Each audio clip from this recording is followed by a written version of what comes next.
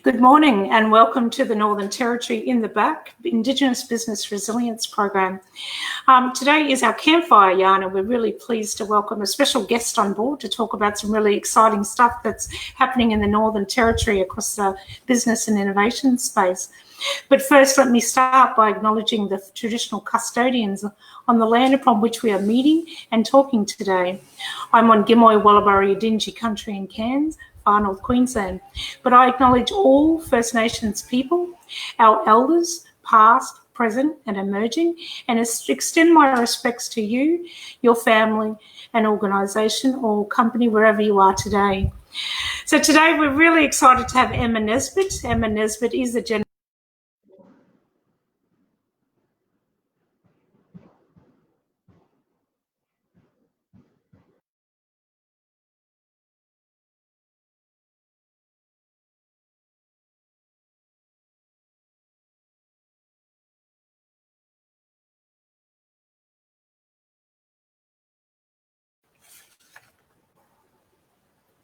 The thing is, we really love technology. And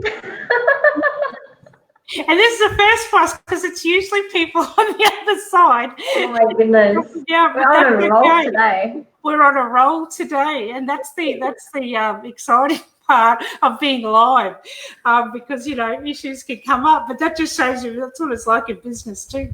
We just have to roll with it. But again, I'm not sure refresh all the time. Refresh. And we don't need to hold off a post-it note today. But I'm not sure if you heard me, we're welcoming Emma Nesbitt.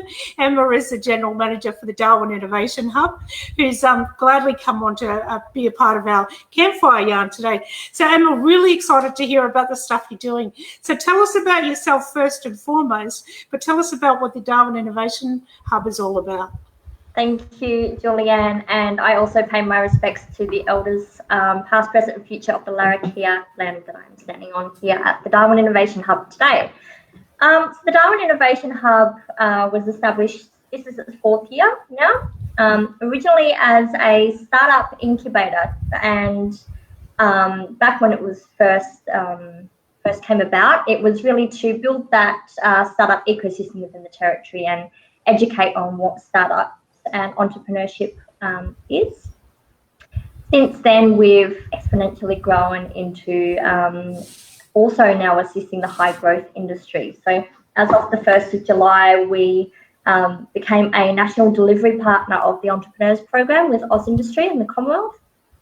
And that means that we now help to grow and scale businesses in the industries of advanced manufacturing, medtech and pharmaceuticals, food and ag, mining, oil and gas, and those high growth sectors, as well as the enabling technologies and services as well.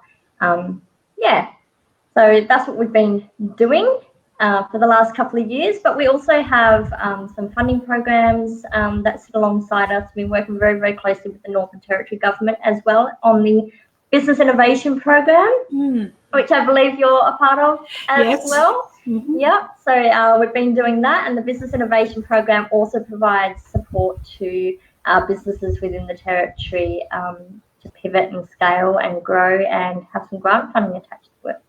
Fantastic. Especially in this time now, we're coming through, like I like to think we're coming through COVID, even though we're still in it, we're still experiencing effects of that, and, we're trying to come back and build an economy from that. So, these type of supports from the government are fantastic. Tell us a little bit more about that Business Innovation Program and, what are the opportunities for, especially Indigenous business in the NT? Yeah, so the Business Innovation Program is a program established by the Northern Territory Government under what was the Department of Trade, Business and Innovation, which is now the Department of Industry, Tourism and Trade. And it is for businesses that are either starting up, scaling up, individuals wanting to start up something, or basically it has a broad eligibility as long as the idea or concept that they are wanting to grow is innovative and provides a value, genuine economic value back into the territory, whether that be by revenue or jobs in particular. Right. So we've seen a really broad range of people coming through that program from all over the territory and in all different industries as well, with some really good ideas that have come through. So as part of the innovation program, they get access to mentoring and through the Innovators in Residence. So here at the Hub, I was an Innovator in Residence until very recently, and handed that baton over to Oliver and Jeff. Jeff has always been an innovator. And then we also have the Indigenous Innovators in Residence, and we have some down in Alice Springs as well with Dan Tyson. So the participants coming through get access to all that mentorship, and then they also get to write up what's called an innovation commercialisation plan, which is essentially a business plan that they can submit with some milestones to activate their grant funding, but also to hold themselves accountable and understand where they're going and what journey they need to take. And then they also get reviewed by the panel assessors, and they get to read those reviews as well to see what they need to change. Yeah. So if someone comes with what they consider as a business idea or innovation idea, but haven't got the business foundations right, is that the sort of, can you provide that sort of support as well? Yeah, absolutely. So that's a typical startup. Yes, absolutely. Everybody has a great idea, but they don't know how to get there. So we try and get you there pretty quickly. Yep. And we do that through either a lean canvas or business model canvas. So basically that's a business page plan on a page. So that goes through working out what the revenue streams are, what the income's going to be, the value proposition, who the customers are, and making sure that each of the segments of the boxes interrelate. So you can very, very quickly work out whether your plan's got legs, whether it's going to make some money, and how broke it's going to send you. Yes, that's right. And if it's a good idea at the end of that, then we'll take you on board. And we have here at the Hub Incubator Scholarship. So great. We've just closed off our last round for the year, so they'll be alerted today who made that through, or at least by Wednesday who made that through. So normally we take about 15 on at any given time, and some of them can be recurring from the last round depending on how they're going in their journey towards commercialisation, and obviously a whole lot of brand new ones as well. But the good thing is we're seeing over the range of years and scholarship quarters that we're doing a lot more faces coming in, and particularly now with COVID, everybody had to pivot, and it's not just startups that are just, an individual starting something up. It's a business going, I need to do something different. I need to start up my own business. So looking at different revenue streams that they can bring into their businesses just to mitigate risk in case something like this happens again.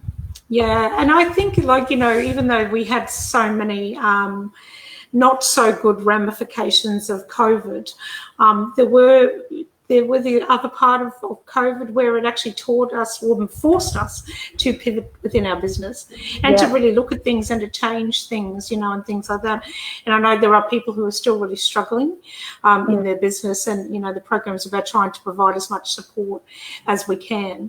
So, to access the Darwin Innovation Hub, what's the process to actually So access is pretty easy. We're a bit of everywhere, so you can come onto our Facebook page, you can come onto our website, or you can walk into the hub. We're in right in the middle of the city in Darwin, and we are also located in the Desert Knowledge Australia precinct down in Alice Springs, where we do have staff down there as well. Fantastic. So, and it's for everyone. There's no specific groupings of people. It's for anyone who, who have an idea or in business, anyone. Absolutely. Yeah, anyone that's part of that, entrepreneurial journey or startup ecosystem is welcome to come in here, as well as just a business looking to scale internationally as well. We do have international programs that we work with our partners. So that's fantastic. Everybody has a different stage of the journey, and we're there for all of it. That's great, because I know when we were working as part of the Innovators in Residence, it was around commercialisation, and what we did find was the interpretation of commercialisation and where businesses are actually at, but also being able to help them with the processes to get them to commercialisation. Because sometimes people will look and go, great, they look great. We think they're ready for commercialisation, but when you actually go and have a really deep look, in partnership with them, then you find out actually there's quite a few more steps you need to take before you can get to commercialisation.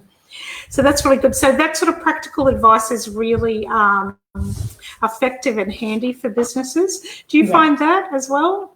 Yeah, it is, and I guess it's it's good for us that we don't just have, you're not just listening to me, and you're not just listening to Oliver.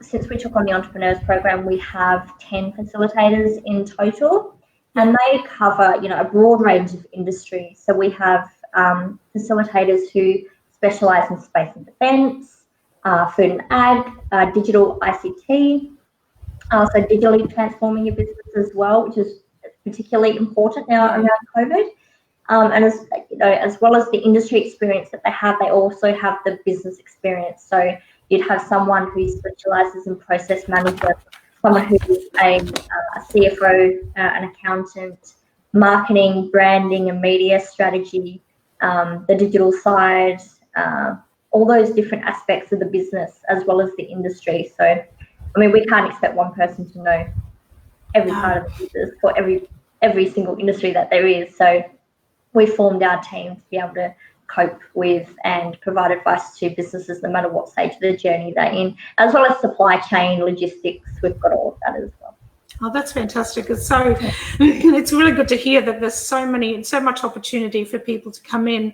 If you're listening in this morning, we're talking to Emma Nesbitt. Emma is the General Manager for the Darwin Innovation Hub, who are doing some incredible work, and there's lots of opportunities out there for you to come in and, even just someone to have a yarn with them on, what your business idea is, or even challenges you might be facing. And there's a myriad of opportunities for you to get that support. Before we wrap up, Emma, are there any words of wisdom that you can, give to businesses to keep them, going on the track, things that you've come across in your time? I guess just don't be afraid to fail. And particularly with COVID, we did have to, we didn't fail. Health failed us. So definitely don't be afraid, and reach out, find a mentor that really suits you and your personality. But I guess it's also important, don't just run away from the first mentor that tells you, no, I don't like your idea. There's probably a valid reason why they've said that.